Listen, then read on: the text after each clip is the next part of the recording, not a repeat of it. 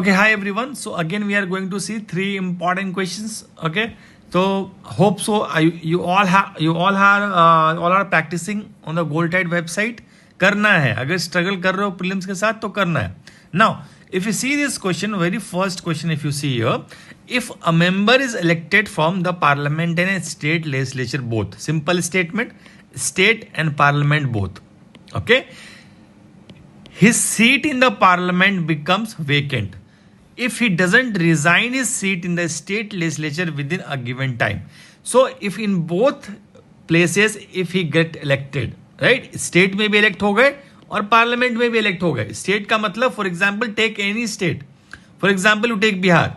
Okay, तो in Bihar assembly also there are 243 seats, and in the parliament the Bihar has I think 40 seats, right? In the parliament the Bihar has in the Lok Sabha the Bihar has 40 seats, and in the state legislature it has 243 seats. तो आप देखो यहाँ पे एक seat यहाँ भी state में ही got elected और एक सीट यहाँ भी ही got elected as a MP in the Lok Sabha. Okay, now he has to resign in the state as soon as possible. If he doesn't resign, then his seat in the parliament will be declared as a vacant. मतलब if he doesn't resign in the specified time, then his seat in the parliament will become vacant and he will continue as a member of the state legislature. This is as per the statement. Okay. Second question is regarding the constitution empowers the speaker chairman to not accept resignation. Okay. If he thinks the resignation is not voluntary or genuine. Okay.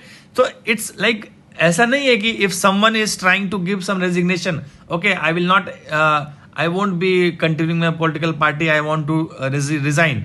So resignation is fine, but that resignation should not be like as per the constitution, the speaker or chairman thinks if the resignation is not voluntary or genuine, he will not accept. तो acceptance का भी एक condition है constitution में, वो आज सीख लेते हैं, learn कर लेते हैं. Now, if you see the both statement, the answer is C. Both statement are correct. Now, if you see Article 101, ठीक है? Now, what exactly it is written? आप पढ़ो मेरे साथ. Then only you will learn. No person shall be the member of both the parliament and of a house of a legislature of the state. Clearly, this is also written कि दोनों नहीं हो सकते. So you can't be say anything by your own कि ये नहीं होगा, वो नहीं होगा. सब कुछ लिखा हुआ है. तो दोनों नहीं हो सकते. And if a person is chosen as a member of both of the parliament and a house of the state, then at any expiration of such period as may be specified in the rules, the person seats in the parliament shall become vacant unless he has previously resign his seats in the state. Clear? There is no kind of error. The first statement is correct. Second statement see here, article second statement भी article 101 का B section B है, clause B. The person resigns his seats by writing under his hand address to the chairman or the speaker as the case may be. Okay, and his resignation is accepted by the chairman or the speaker as the case may be, provided that in any case of resignation referred to in clause B, if the information received or otherwise, and after making such inquiry, if the chairman and the speaker thinks that is satisfied that the resignation is not voluntary or genuine, he shall not accept such resignation. सब कुछ लिखा हुआ है. I just read from the article. That's why I say always read polity from Lakshmikant plus your Constitution of India का book.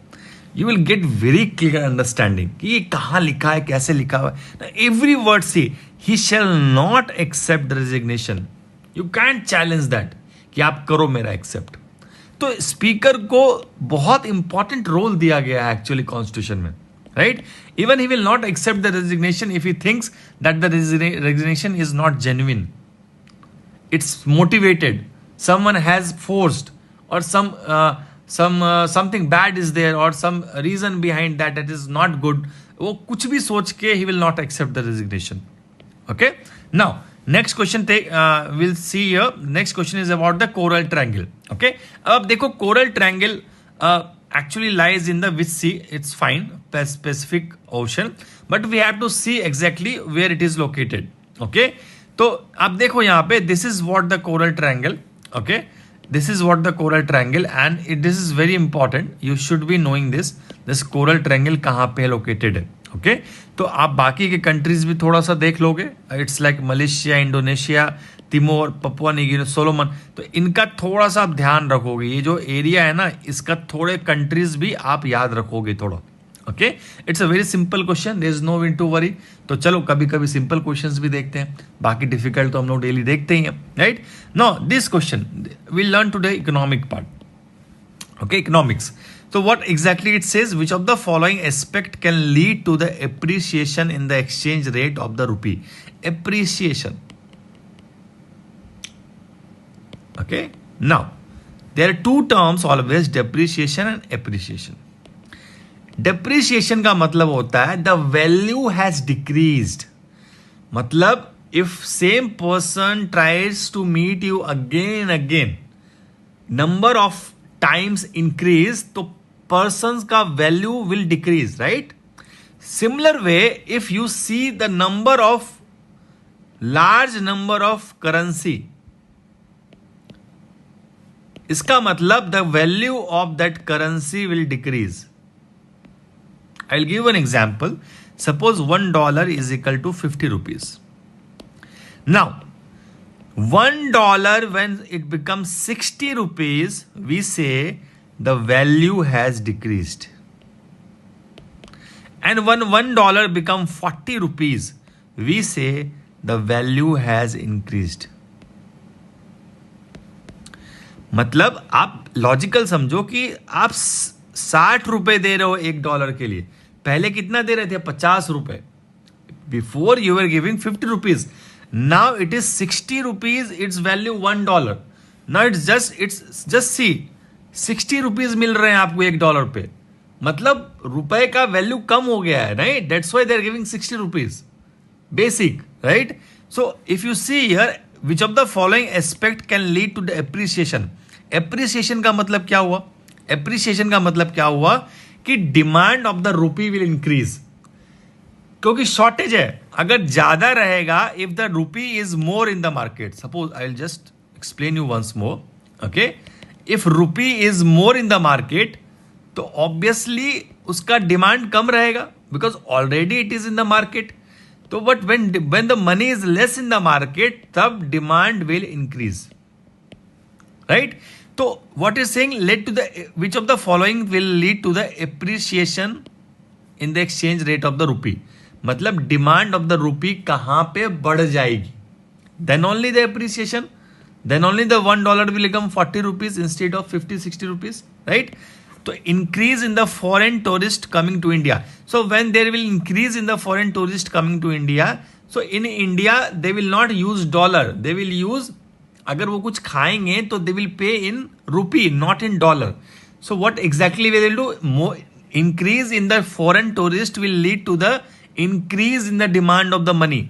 Increase in the demand of money का मतलब क्या हुआ? Value has increased of the rupee, appreciation. This is correct. Now, Indian citizens investing abroad. When Indian citizens are going to abroad, so they are giving money and taking dollar along with them. They are giving money in the market and taking dollar along with them. So if they are pushing more money in the market, इसका मतलब money की value कम हो जाएगी. The demand of the money will come, money की value, ज्यादा money का मतलब demand of the money will decrease. तो it will lead to depreciation, not appreciation.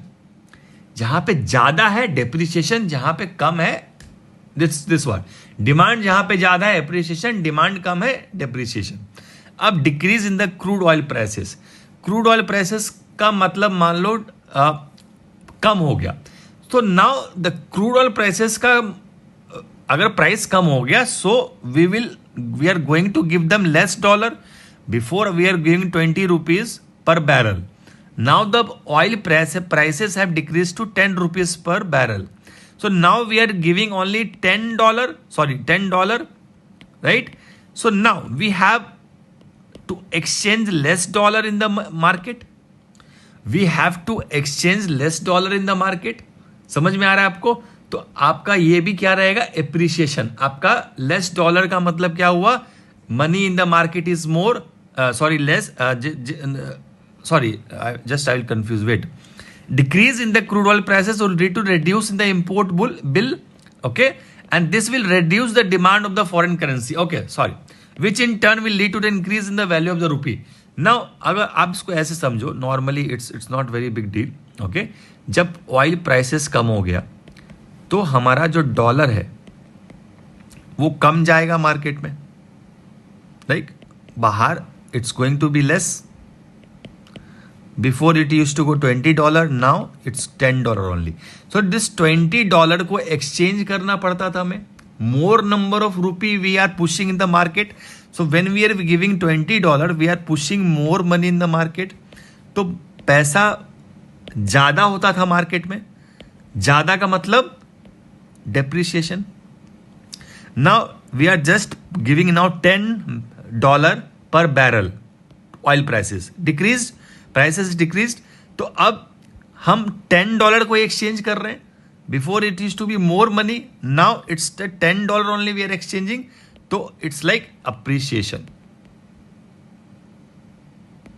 Simple. No, आप बैठ के सोचो, इन सब क्वेश्चंस को बैठ के सोचोगे तो आ जाएगा आपको. It's not big deal. Okay. Now increase in the export by the Indian pharmaceutical countries. Increase in the export का मतलब क्या हुआ? इंक्रीज इन द एक्सपोर्ट का मतलब है the more number of dollar like will come to the market, right? More number of dollar will come to market. Now if you are increase in the export, then they will pay you in the money, they will pay you in the rupee, they will not pay in the dollar. So when they will pay you in the rupee, they will try to push more dollar in the market and take more rupee. रुपी खींच लेंगे, dollar push करेंगे, तभी तो आपको पे करेंगे. वो dollar में थोड़ी पे करेंगे आपको. So when they will push more dollar and take rupee from the market, तो number of rupee will decrease in the market. Number of rupee का डिक्रीज का मतलब क्या हुआ? वैल्यू बढ़ जाएगी. कोई चीज कम है तो वैल्यू बढ़ जाएगी. So it will lead to appreciation. So answer to this question is 1, 3 and 4. Answer is B.